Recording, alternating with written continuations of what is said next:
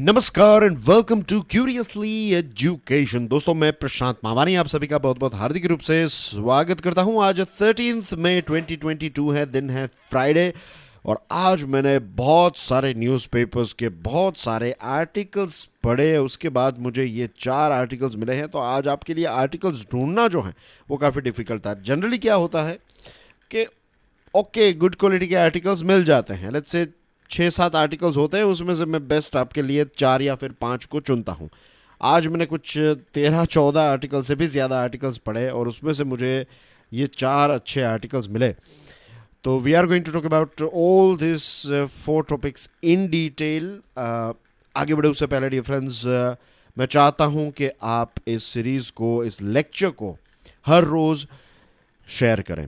The more you will share, the more people will get connected with this particular series. और इस series के sustainable growth के लिए ये बहुत ही इम्पोर्टेंट है।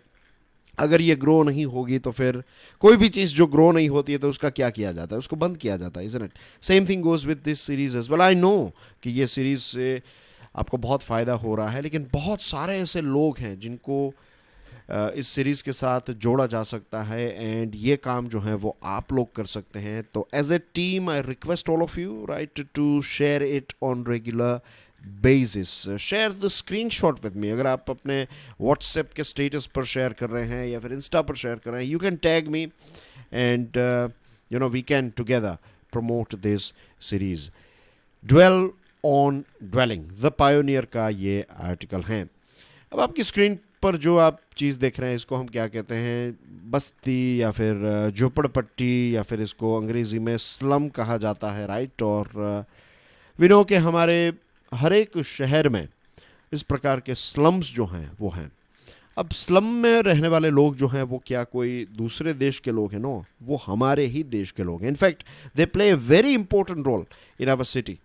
लेकिन क्योंकि वो माइग्रेट हुए हैं, उनके पास वो प्रॉपर्टीज़ पहले से नहीं थी, राइट? उनके पास वो एजुकेशन अपॉर्चुनिटीज़, ये सारी चीज़ें नहीं थी, तो उनके पास कोई ऑप्शन नहीं रहा और उनको ये स्लम में रहना पड़ा और फिर वहीं पर ही वो सेटल हो गए। And they can not leave this slum. ऐसा नहीं है, बहुत कम लोग होते हैं ऐसी सक्सेस स्टोरी। बाकी जनरली एक परिवार जो है उसकी ज़िंदगी स्लम से स्टार्ट होती है और स्लम में ही ख़त्म हो जाती है।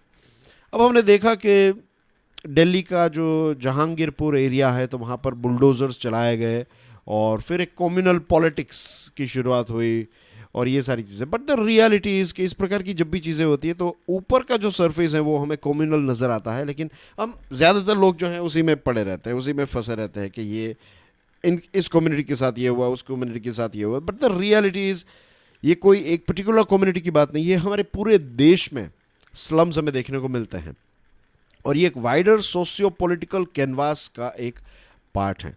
दूसरी चीज़ जो है वो ये है कि एज वी ऑल नो के स्लम्स में जो सबसे गरीब या फिर पुअरेस्ट ऑफ द पुअर लोग जो हैं वो यहाँ पर रहते हैं। यहाँ की जो कंडीशन है वो कैसी होती है? बहुत ही अनहाइजेनिक कंडीशन होती है, राइट? और ये जो, क्योंकि ये लोग जहाँ पर रह रहे हैं वो लीगल जगह, लीगल इन द सेंस कि वो उनकी ज़मीन नहीं है, वो सरकार की ज़मीन है, म्यूनसिपल कॉरपोरेशन की ज़मीन है, तो यहाँ पर बुलडोज़र्स भी चलाए जाते हैं एंड लोगों के साथ बहुत ही एक बुरा व्यवहार भी होता है एंड थिंग्स लाइक दैट। लेकिन we have to also go through some facts. हमें कुछ फैक्ट्स देखकर ये भी समझना पड़ेगा कि let's talk about our national capital. कोई भी देश जो होता है उसका सबसे इम्पोर्टेंट सिटी होता है उसका नेशनल कैपिटल। शायद सबसे पॉपुलेटेड भी नेशनल कैपिटल्स भी होते हैं। तो दिल्ली का अगर हम आंकड़ा देखें, म्यूनसिपल डेटा है ये मैंने ये डेटा क्रिएट नहीं किया है, ये दिल्ली का म्यूनसिपल डेटा ये कहता है कि if you go through the data you will find कि just under fourth of Delhi's population lives in planned colonies. Delhi में जस्ट अंडर फोर्थ, यानी कि कुछ 25% से थोड़ी कम पॉपुलेशन जो है दिल्ली की वो प्लान्ड कॉलोनीज में रहती है, यानी कि 75% पॉपुलेशन जो है वो प्लान्ड कॉलोनीज में नहीं रहते हैं। 75% population is a big, just a second, okay, let me write it down here. 75% population जो है वो unplanned colonies में है. That itself इंडिकेट्स कि हमारा सबसे इम्पोर्टेंट शहर जो है, जहाँ पर हमारे राष्ट्रपति, प्रधानमंत्री, मिनिस्टर्स एक्सेट्रा रहते हैं, और वहाँ पर देखिए अनप्लान्ड कॉलोनीज जो हैं वो उसमें 75% पॉपुलेशन रहती है. The rest leave in illegal constructions in slums. और गवर्नमेंट एस्टिमेट जो है 2019 का वो ये कहता है कि नेशनल कैपिटल में 1700 इलीगल कॉलोनीज हैं. मुंबई की सिचुएशन इससे भी थोड़ी ख़राब है. और सारे शहरों की बात करें, गुजरात में मैं रहता हूँ तो I will talk about Ahmedabad. I live in Rajkot city, तो राजकोट में भी बहुत सारी जगहों पर स्लम्स हैं. And the place where I live is reasonably good area. तो अभी मैं कुछ दिनों पहले जा रहा था कहीं पर, राइट, तो जहाँ पर मैं रहता हूँ वहाँ से कुछ 4-5 स्ट्रीट्स आप पीछे चले जाइए, तो वहाँ पर रेसिडेंशियल एरिया, और वहाँ पर एक बहुत खाली, बड़ा सा खाली प्लॉट है, और वहाँ पर जो मज़दूर हैं वो रहने लगे हैं. ओपन प्लॉट हैं वहाँ पर. यू विल फाइंड लगभग है ना 13-14 फैमिलीज. तो there are like 50-60 people they are living there. अब उनकी कंडीशंस अगर आप देखें, दे वर बर्निंग प्लास्टिक्स और ये सारी चीज़ें बर्न करके वो अपना खाना जो है वो बना रहे थे. मैं वहाँ से निकला ना, आई रियलाइज्ड कि ये सारे लोग जो हैं वो गवर्नमेंट के लिए काम करते हैं. दे आर वर्किंग, कंस्ट्रक्शन का काम कर रहे हैं, ये सारी चीज़ें, और उनको ही वो सारी फैसिलिटीज़ जो गवर्नमेंट के डिपार्टमेंट्स के साथ काम करें उनके पास भी ये सारी रहने की और इन सारी फैसिलिटीज़ नहीं है. तो बेंगलुरु, हैदराबाद, चेन्नई, कोलकाता, आप हमारे देश के किसी भी शहर में चले जाइए, एंड आई कैन बेट कि वहाँ पर आपको ये स्लम्स और ये झुप्पड़पट्टी और ये सारी चीज़ें देखने को मिलेगी ही. What India is witnessing today is a surge of aspirations in the countryside, driving thousands of educated youth and daily wage laborers and the landless peasants towards the cities. दो चीज़ें होती हैं, आप समझ लीजिए. एक होता है पुल फैक्टर. आपने सुना होगा इसको, लेकिन फिर भी एक बार समझ लेते हैं, राइट. एक होता है पुश फैक्टर. दो चीज़ें जो है ना वो माइग्रेशन को ड्राइव करती है. पुल यानी कि कोई चीज़ आपको अपनी तरफ आकर्षित करे, जैसे कि शहर में जाएंगे तो वहाँ पर आपको लेट्स से कोई अच्छी जॉब मिलेगी, तो that is your pull factor, कि वो शहर की तरफ आपको पुल कर रहा है वो अच्छी जॉब. पुश फैक्टर ये हो सकता है कि आपके गांव में आपकी कोई ज़मीन नहीं है, या फिर आपके गांव में इलेक्ट्रिसिटी का इश्यू चल रहा है, एजुकेशन नहीं है, या फिर बारिश नहीं होती है तो पानी का प्रॉब्लम है, तो आप नज़दीक के शहर में चले जाएंगे तो वहाँ पर एटलीस्ट आपको कुछ काम मिल जाएगा. तो हमारे अलग अलग गांव की अलग अलग कहानियाँ हैं, अलग अलग रीजन में. कहीं जगहों पर पानी का प्रॉब्लम है, तो कहीं पर कास्ट इश्यूज़ की वजह से, कहीं पर दूसरे इश्यूज़ की वजह से लोग जो हैं ये दोनों पुल एंड पुश फैक्टर्स की वजह से माइग्रेट हो रहे हैं. और बहुत सारे राज्यों में अब सेमी अर्बन लैंडमार्क्स आपको, जैसे कि महाराष्ट्र में आपको हर जगह पर ऐसा सेमी अर्बन एरियाज जनरली अब बढ़ने लगे हैं. कुछ जगहों पर अर्बन और रूरल एरियाज़ के बीच में जो एक डिवाइड था वो अब ब्लर होने लगा है. क्यों? क्योंकि means if I talk about Rajkot, right, तो राजकोट को सौराष्ट्र का कहा जाता है कि सौराष्ट्र का कैपिटल है. वैसे गुजरात का कैपिटल इस गांधीनगर, लेकिन सौराष्ट्र रीजन का सबसे बड़ा शहर या फिर सबसे इंपॉर्टेंट शहर जो है वो राजकोट को कहा जाता है. गांधी जी के साथ जुड़ा हुआ शहर है. There are so many interesting things in Rajkot, no doubt. लेकिन अगर आप राजकोट को देखेंगे देन यू विल फाइंड कि Rajkot is a city made up of people, most of the people, right. अभी जो नया मीन्स अभी का जो राजकोट है उसमें आप देखेंगे कि ज़्यादातर लोग जो हैं वो गांव से ही माइग्रेट हुए हैं. वे ऐसे लोग बहुत कम हैं कि जो थर्ड जनरेशन उनकी राजकोट मीन्स उनके ग्रैंडफादर का जन्म राजकोट में हुआ था, उनके फादर का, और उनका जन्म भी राजकोट में हुआ. तो ऐसे बहुत कम लोग हैं, right. Most of the people are कभी ना कभी वो कहीं ना कहीं उनके फादर ने माइग्रेट किया है, या फिर पिछले कुछ 5-10 सालों से वो माइग्रेट हुए हैं. तो ये situation, this is, I am talking about my city. I am sure you will find this more likely same story in your city as well. आपके शहर में भी ऐसी ही कहानी होगी कि लोग जो हैं वो माइग्रेट होकर फिर आ रहे हैं. तो ये जो अब शहर भी जो है ना वो एक प्रकार का इट्स लाइक आपका बड़ा सा गांव बन चुका है. और दूसरी जो चीज़ है जो हमने देखा कि दिल्ली का हमने देखा आंकड़ा कि 25% जितनी पॉपुलेशन जो है वो प्रॉपर एरियाज़ में रहती है. Proper in the sense legal colonies में है, बाकी वो कॉलोनीज़ और ऐसी कोई चीज़ें नहीं है. दूसरी चीज़ आप देखेंगे कि ये सारे लोग जो स्लम्स में रहते हैं they play very important role in our city.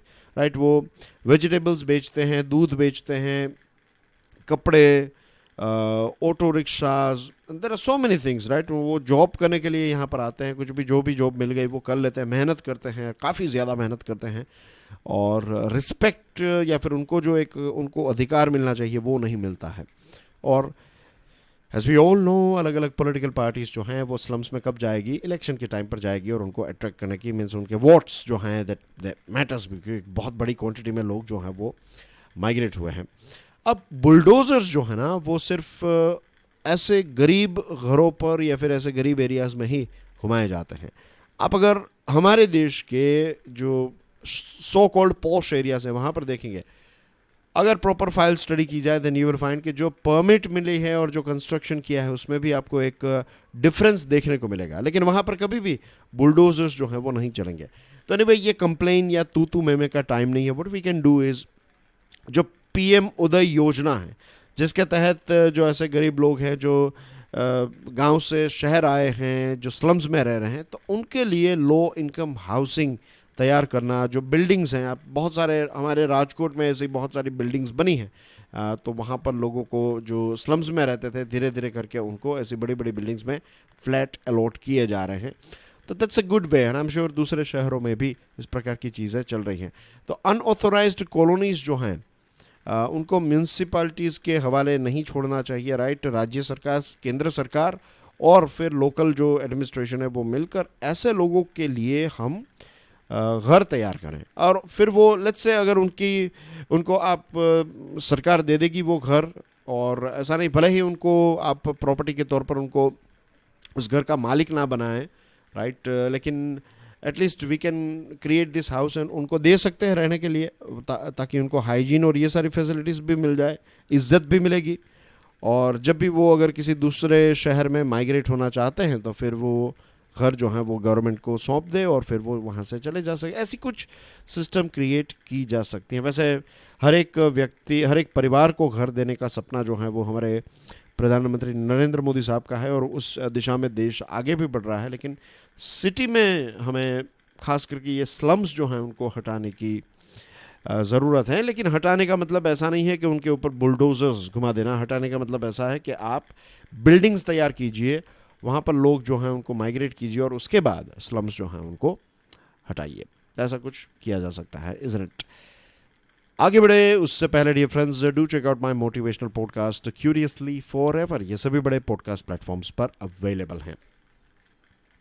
Imperialist China's challenges in Pakistan, Pioneer का आर्टिकल। वैसे ये दोनों देश जो हैं, चाइना और पाकिस्तान, वो एक दूसरे को क्या कहते हैं पता है? ऑल वेदर फ्रेंड, यानी कि कोई भी मौसम क्यों ना आए, हमारी मित्रता जो है वो हमेशा रहेगी।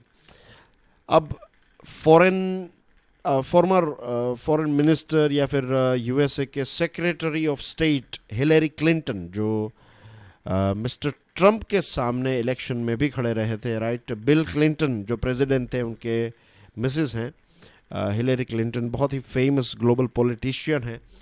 तो हिलेरी क्लिंटन ने एक स्टेटमेंट कहा है, snakes in your backyard won't bite only neighbours. इसका मतलब ये होता है कि अगर आपने सांप को पाल के रखा है, जो हमारे यहाँ पर कहते हैं ना, हमने सांप को दूध पिलाया, वैसे सांप दूध नहीं पीते हैं लेकिन फिल्मों में तो दिखाया जाता है कि दूध पीते हैं। लेकिन एनीवे, जो सांप हैं वो, उनको दूध पिलाने का मतलब ये है कि ऐसे इंसान को या फिर ऐसे लोगों के साथ उठना बैठना नहीं चाहिए जो गलत काम करते हैं, या फिर जो जिनके कोई उसूल ही नहीं होते।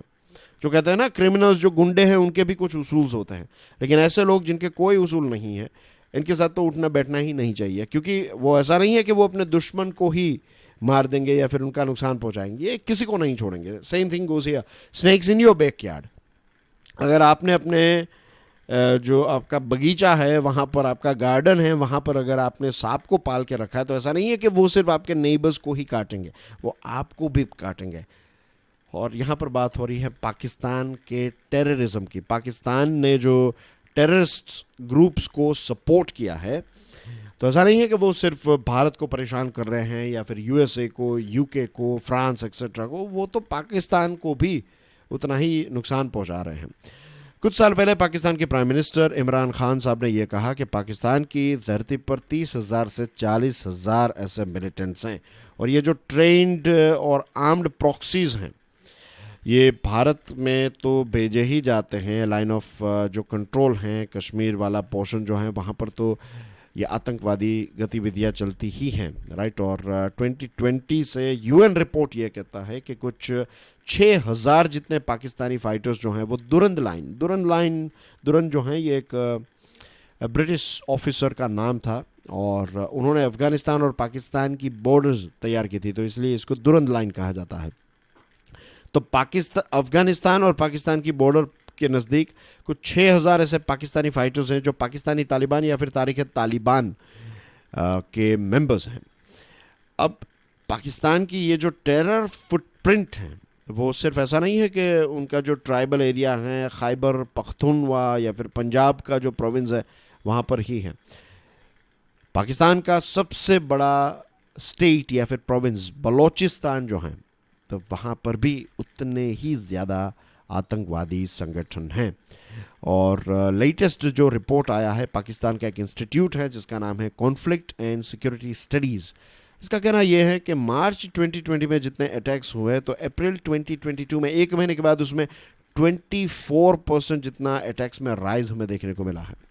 और जब भी ये पाकिस्तान में कोई आतंकवादी हमला होता है पता है वो किसका नाम लेते हैं? ये लोग सरप्राइज टू नो, वो कहते हैं कि ये सारी चीज़ें भारत करवाता है, राइट। भारत की RNAW ने पाकिस्तान में आतंकवादी हमले करवा दिए कि it's a very funny thing isn't it के जिनकी कोर कॉम्पिटेंसी है, right. Pakistan as a country if you talk about, मैं लोगों की बात नहीं कर रहा हूँ अगेन, राइट।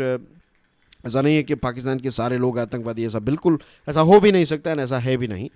लेकिन वहाँ का जो डीप स्टेट है, व्हेन आई से deep state I am talking about Pakistani army plus ISI। वैसे सबसे पावरफुल है आर्मी और उसकी डेप्यूटी के तौर पर काम करती है ये एजेंसी जिसका नाम है इंटर सर्विस इंटेलिजेंस, तो इसको कहते हैं डीप स्टेट। तो डीप स्टेट प्लस गवर्नमेंट, तो ये दे हैव उनकी कोर कॉम्पिटेंसी है ये आतंकवादी और प्रॉक्सीज। और दुनिया में कहते हैं बहुत सारे रिपोर्ट्स भी हैं कि दुनिया में कहीं पे भी अगर मीन्स आतंकवादी हमला होता है, साउथ अमेरिका में अगर कोई टेरर अटैक हुआ तो डायरेक्टली इनडायरेक्टली उसमें या तो ट्रेनिंग या तो कोई चीज़ जो है वो पाकिस्तान के साथ जुड़ी ही होगी। इट्स लाइक जो भी टेक्नोलॉजी के प्रोडक्ट्स होते हैं, अच्छे टेक्नोलॉजी के गुड क्वालिटी के प्रोडक्ट्स, तो वे साउथ कोरिया या फिर जापान या फिर ताइवान के साथ जुड़े हुए होते हैं। वैसे ही ये आतंकवादी जो हैं वो कहीं ना कहीं उसकी कोई ना कोई पार्ट्स चीज़ें जो हैं वो पाकिस्तान के साथ जुड़ी हुई होती हैं। एक कांस्टेंट थ्रेट है पाकिस्तान को, राइट। FATF का फाइनेंशियल एक्शन टास्क फोर्स अभी ग्रे लिस्ट में है, कभी भी पाकिस्तान जो है वो ब्लैक लिस्ट में जा सकता है क्योंकि टेररिज्म के पैसों को रोकना, टेररिस्ट को रोकना, ऑर्गेनाइजेशंस को रोकना जो है वो वहाँ पर आज भी उतना जो पॉइंट्स दिए थे वो पॉइंट्स थरोली पाकिस्तान ने फॉलो नहीं किए। और होता क्या है कि जब भी कोई ऐसा प्रेशर आता है तो एक दो बड़े जो वहाँ पे हाफिज़ सईद और मसूद अज़हर और दूसरे ऐसे जो भी टेररिस्ट्स हैं बड़े बड़े, तो उनको जेल में डाल दिया जाता है, right. Because jail is the safest place, right. वहाँ इससे सेफ कौन सी जगह, वो अपने बंगले में रहेंगे तो वहाँ पर वो आप जेल में भेज दीजिए, दुनिया को लगेगा कि वो जेल में है, लेकिन सारी फैसिलिटीज़ उनको जेल पर मिल जाएगी और ऊपर से एडिशनल गवर्नमेंट की सिक्योरिटी मिल जाएगी, राइट। तो ये सारी चीज़ें हैं, राइट। अब जो एक खबर आ रही है विच इज़ वेरी डेंजरस कि एक फीमेल सुसाइड बॉम्बर ने पाकिस्तान में अटैक किया है। दिस इज़ फर्स्ट, कहते हैं this is first recorded female suicide bomber attack in Pakistan. एक महिला जिसका नाम है शारी, तो ये जो शारी है ये एक सुसाइड बॉम्बर बनी और इस महिला ने 3 चाइनीज़ नेशनल्स को मार दिया outside university of Karachi. Karachi के बाहर एक कन्फ्यूजियस इंस्टीट्यूट जो हैं तो वहाँ पर 3 चाइनीज़ नेशनल को टारगेट करके उनको मार दिया। और ऐसा नहीं है कि ये जो शारी हैं वो एक गरीब घर से आती हैं, अनएजुकेटेड, ऐसा बिल्कुल नहीं है। वो एक टीचर थी और MPhil उन्होंने किया है, राइट। और उनकी शादी एक डेंटिस्ट से हुई थी, married to a dentist family members, okay. And इसी के साथ अच्छे परिवार से, पढ़े लिखे परिवार से आ रही। यू कैन इटसेल्फ सी कि वो टीचर एंड MPhil उसने किया है, तो you can say she was in fact well educated person. तो ऐसी महिला ने आतंकवादी हमला किया है और पाकिस्तान में अब एक नई चीज़ आई है। पहले अमेरिका को ऐसा इम्पीरियलिस्ट माना जाता था कि अमेरिका ही पाकिस्तान को चलाता है, पैसे वो देता है, हमारी सरकार को वो चलाते हैं, वो जो कहते हैं वो हमें करना पड़ता है, एंड थिंग्स लाइक दैट। अब यही अमेरिकन्स के प्रति जो एक नफ़रत की भावना थी, अब वहाँ के लोग जो हैं, ख़ास करके बलूचिस्तान में रहने वाले लोग जो हैं, वो चाइनीज़ लोगों को इस नज़र से देखते हैं कि चाइना के लोग यहाँ पर आते हैं, हमारे रिसोर्सेज और सारी चीज़ों को हड़प कर चले जाते हैं। और वहाँ की सोसाइटी में भी फॉल्ट लाइंस काफ़ी हैं, राइट। शियाज हैं, अहमदियाज हैं, और इसके अलावा दूसरी माइनॉरिटीज़ भी हैं। मेरे एक दोस्त हैं, राइट, वो अहमदिया हैं, and he used to tell me, he is from Pakistan, हम यूके में मिले थे, तो is a very good friend, आज भी उसके साथ कनेक्शन है। तो वो मुझे बताते थे कि कैसे वहाँ पर अहमदियास जो हैं उनके साथ कैसे ट्रीटमेंट की जाती हैं, आज भी उनको कैसे, तो ये सारी चीज़ें तब मुझे इतनी ज़्यादा पता नहीं था ये सारी चीज़ों के बारे में। लेकिन ऐसा फील होता था कि यार ऐसा नहीं होना चाहिए, बट इतनी ज़्यादा क्लैरिटी नहीं थी कि पाकिस्तान में ये इतनी सारी फॉल्ट लाइंस हैं, तो वहाँ पर ये चीज़ें भी हैं। और ऊपर से इन्फ्लेशन बढ़ चुका है, पेंडेमिक की वजह से बहुत सारे इश्यूज हैं, पोलियो और कितनी सारी डिजीज़ेस भी वहाँ पर चल रही है। तो अब वहाँ का जो एक आम आदमी है ना, उसका जीवन जीना बहुत ही डिफ़िकल्ट हो गया है। और ऊपर से ये जो CPEC हैं, तो अब चाइनीज़ लोग यहाँ पर एक प्रकार से एक कॉलोनी के तौर पर एक वसाल स्टेट बन चुका है पाकिस्तान, एक कठपुतली बन चुका है। और कुछ 53,000 बलोच एब्डक्शंस हुए हैं और अनएक्सप्लेन्ड डिसअपियरेंसेस हुए हैं। 53,000 बलोच के लोग जो हैं वो गायब हैं। तो ऑफ कोर्स वहाँ के लोग जो हैं वो तो एक वहाँ के लोग थोड़ी इस बात को भूल जाएंगे। किसी ना किसी के परिवार में से अगर कोई चला गया, तो यू कैन सी हियर अलग अलग जो राज्य, ये FATA है, FATA, this is Khyber Pakhtunkhwa, Sindh region है, ये पंजाब है, और this is the biggest one, right, ये है बलूचिस्तान। तो ये CPEC जो है, चाइना पाकिस्तान इकोनॉमिक कॉरिडोर, ये हमारे देश का जो कश्मीर पोर्शन है, इनफैक्ट प्रिसाइसली लद्दाख वाला जो पोर्शन है, तो वहाँ से ये गुज़र कर फिर उन्होंने ये रास्ता बना लिया है, देखिए, और यहाँ पर पहुँचता है ये उनका ये CPEC। तो बलूचिस्तान से पास होता है ये CPEC, और वहाँ के लोग जो है वो काफ़ी इससे नाराज़ हैं। अब पाकिस्तान ने कुछ 15,000 मिलिट्री पर्सनल का एक नया डिपार्टमेंट, एक नया डिवीज़न क्रिएट किया, 34th लाइट इन्फेंट्री डिवीज़न, और ये पर्याप्त नहीं था, तो उन्होंने एक 44th लाइट इन्फेंट्री डिवीज़न भी तैयार किया बलूचिस्तान में, ताकि पर्टिकुलरली ये CPEC एसेट्स को बचाया जा सके। अब जैसे मैंने आपको बताया कि बलूचिस्तान के लोग इससे नाराज़ हैं, तो अब चाइना के लोग क्या करने लगे हैं, जो चाइनीज़ लोग पाकिस्तान में रहते हैं, वो अपने आप को दे आर आर्मिंग देमसेल्व्स, यानी कि उनके पास गन रहती है, लाइसेंस वाली गन। तो जस्ट इमेजिन कि एक साधारण जो उस देश का नागरिक है, उसके पास कोई ऐसी सेफ्टी फीचर नहीं है, लेकिन एक विदेशी व्यक्ति जो है उसको सरकार गन रखने की छूट देती है।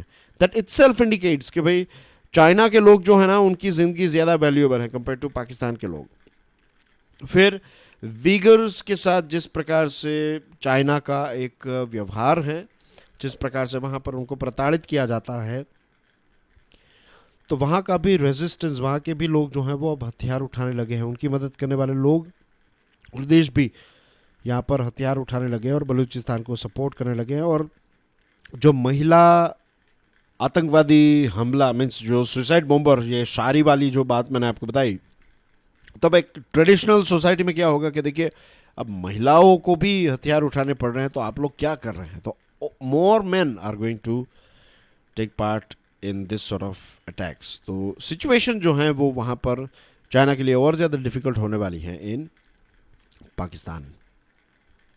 प्राइसी टाइम्स ऑफ इंडिया का ये आर्टिकल, हमारे देश में इन्फ्लेशन जो है, महंगाई काफ़ी बढ़ गई है, पिछले 8 सालों का रिकॉर्ड तोड़ा है। अप्रैल का जो इन्फ्लेशन था, इट इज़ इनफैक्ट अप्रैल का इन्फ्लेशन जो है, दैट इज़ जो आंकड़ा सामने आया, that is 7.79%, which is highest in last 8 years. और पिछले 4 महीनों से जो रिजर्व बैंक ऑफ इंडिया को एक अपर लिमिट दी गई है 6% की, तो उससे ज़्यादा ही रहा है इन्फ्लेशन। फूड इन्फ्लेशन काफ़ी ज़्यादा है 8.38%, और सीरियल्स जिसका प्रोडक्शन हमारे देश में ज़्यादा है तो सीरियल्स की प्राइस भी ज़्यादा है, 5.9% इन्फ्लेशन हमें यहाँ पर देखने को मिल रहा है। दूसरी तरफ इंडस्ट्रियल आउटपुट पर नज़र डालें तो इंडस्ट्रियल आउटपुट का आंकड़ा भी रिलीज़ किया गया, मार्च का इंडस्ट्रियल आउटपुट है 1.9%। अब आप देखिए, जब कंज्यूमर ड्यूरेबल्स नॉन ड्यूरेबल्स जो हैं उनकी डिमांड ड्रॉप होती है, दैट इटसेल्फ मीन्स कि इन्फ्लेशन ज़्यादा है और कंज्यूमर की डिमांड कम है, तो ऐसे समय में प्रोडक्शन जो है वो कम होगा, तो जॉब्स कम होगी। जॉब्स कम यानी कि सैलरीज जो है वो टाइम पर नहीं आएगी, या फिर प्रॉपर सैलरीज, तो लोग और ज़्यादा पैसा खर्च नहीं करेंगे, और ज़्यादा बचत करने की कोशिश करेंगे, और ये सारी चीज़ें जो हैं वो ग्रोथ को डायरेक्टली हैम्पर कर सकती है। तो monetary as well as fiscal policy की ज़रूरत है, यानी कि रिजर्व बैंक ऑफ इंडिया भी कुछ करे और गवर्नमेंट ऑफ इंडिया भी कुछ करे, ताकि इकोनॉमी जो है उसको बूस्ट मिले और इन्फ्लेशन को हम कंट्रोल कर सकें। अब रिजर्व बैंक ऑफ इंडिया ने तो रेट इंक्रीज़ कर दिया, मैंने इसके ऊपर एक अलग से वीडियो भी बनाया था, उसमें मैंने समझाया था कि ऐसा क्यों किया जाता है। नहीं देखा है तो please check out that video, it will help you to understand how it works. और इसके साथ आप फाइनेंशियल न्यूज़ एनालिसिस की सीरीज भी रोज़ देखा करें, ताकि इकोनॉमी के साथ जुड़ी हुई सारी इंपॉर्टेंट चीज़ें आपको पता चल जाए। तो रिजर्व बैंक ऑफ इंडिया का फोकस यह है कि लिक्विडिटी को कंट्रोल करने की कोशिश कर रही है रिजर्व बैंक ऑफ इंडिया। अब हम फिस्कल पॉलिसी की बात करें तो देखिए, चीज़ों की प्राइस जब बढ़ती है तो सरकार को उतनी ज़्यादा जीएसटी भी मिलती है, और अब ज़रूरत है कि पेट्रोल और डीजल की प्राइस को थोड़ा कम किया जाए। सरकार, सेंट्रल गवर्नमेंट अगर अपने टैक्सेस को कम करेगी तो फिर स्टेट को भी टैक्सेस कम करने पड़ेंगे, और इवेंचुअली सारी चीज़ों की प्राइस जो है वो थोड़ी कम हो जाएगी, बिकॉज फ्यूल की प्राइस कम होगी, तो क्योंकि ट्रांसपोर्टेशन और सारी चीज़ों में फ्यूल का इस्तेमाल होता है। तो जब थोड़ी बहुत चीज़ों की प्राइस कम होगी तो हाउस होल्ड जो है, घर जो हैं, उसके पास थोड़े पैसे थोड़े बचेंगे, तो वो फिर खर्च करेंगे तो ग्रोथ जो है वो हम अचीव कर पाएंगे। तो ये एक स्ट्रेटजी फॉलो करने की ज़रूरत है भारत सरकार को। The turtles way, Indian express का एक बहुत ही इंटरेस्टिंग आर्टिकल है, एक मोटिवेटिंग आर्टिकल है, एक आई ओपनर भी है। अब आपकी स्क्रीन पर ये जो टर्टल हैं इसको अच्छी तरीके से देख लीजिए। The reason why I am talking about this particular topic is, आपको लगेगा कि ये एग्ज़ाम के लिए इतना इंपॉर्टेंट नहीं है, लेकिन लेट मी रिमाइंड यू, कई बार ऐसे ही प्रश्न जो हैं वो एग्जामिनेशन में, ख़ास करके प्रीलिम्स एग्जामिनेशन में आपको पूछे जाते हैं, राइट। और ये जो टर्टल है इसका नाम है हॉक्सबिल टर्टल। हम हॉक्सबिल टर्टल के बारे में बात कर रहे हैं, ये हॉक्सबिल टर्टल है। अब जीपीएस या फिर कॉम्पास के बिना सी को ट्रैवल नहीं किया जा सकता, इसलिए। लेकिन अगर आपको पता है नॉर्थ स्टार कहाँ पर है तो आप डायरेक्शन ढूंढ सकते हैं। अगर आप ऑर्निथोलॉजिस्ट हैं, यानी कि आप बर्ड्स को स्टडीज़ करने वाले व्यक्ति हैं, तो आपको पता चलेगा कि माइग्रेटरी बर्ड अगर एक दिशा में जा रहे हैं तो आप उससे अनुमान लगा सकते हैं। फिर सोलोमोन मछलियाँ जो होती हैं वो भी अपने जन्म, जहाँ पर उनका जन्म हुआ है तो वहाँ पर वो वापस जाती हैं, राइट, ब्रीडिंग के लिए, एग्स को वहाँ पर ले करती है और फिर वापस आती है। तो इस प्रकार से उनकी भी लाइफ चलती रहती है। तो वी नो कि जो ये एनिमल्स हैं, लिविंग क्रीचर्स जो हैं, वो कुछ ना कुछ यूज़ करते हैं, एक प्रकार का GPS type something they use, right. अभी भी वो क्लैरिटी नहीं है हमारे पास। कुछ कहते हैं कि बर्ड्स के पास इंटरनल जीपीएस होता है, कोई कहता है कि सोलोमोन जो हैं ये मैग्नेटिक कोऑर्डिनेट्स का इस्तेमाल करती हैं। हॉक्सबिल टर्टल्स जो हैं उनके बारे में कहा जाता है कि वो कार्टोग्राफिक मैकेनिज्म, यानी कि एक प्रकार का मैप जो है वो इस्तेमाल करते हैं, जियोमैग्नेटिक मैप का इस्तेमाल करते हैं, etcetera. But the thing is कि ये जो टर्टल हैं ये 176 किलोमीटर ट्रैवल करने के लिए 1300 किलोमीटर्स ट्रैवल करते हैं। इट्स लाइक आपको ए टू बी जाना है, इसका डिस्टेंस कितना है, 176 किलोमीटर। लेकिन यहाँ पर पहुँचने के लिए आपने क्या किया, आप यहाँ पर गए, फिर घूमे फिरे, राइट, बहुत सारी अलग अलग जगहों पर होकर फिर आप फाइनली यहाँ पर पहुँचे, और फिर पता चला कि आप 1300 किलोमीटर्स आपने ट्रैवलिंग किया।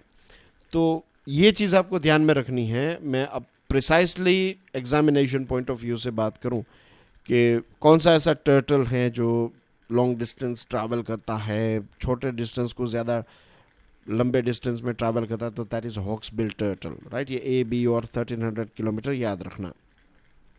अब बात करते हैं इस टर्टल से हम क्या सीख सकते हैं, मोटिवेशन की बात करते हैं। देखिए, ये टर्टल जो है ये एक शॉर्टकट भी जानता ही है कि यहाँ से वहाँ जाने के लिए ये बेस्ट रास्ता है, लेकिन वो घूमता फिरता है, वो अपनी जो जर्नी है ना उसका लुत्फ़ उठाता है। हमारी कहीं ना कहीं ट्रेनिंग ऐसी हो गई है कि हमेशा हम टारगेट या फिर हमेशा हम जो हमारा डेस्टिनेशन है, राइट, उस पर ही हम फोकस्ड रहते हैं।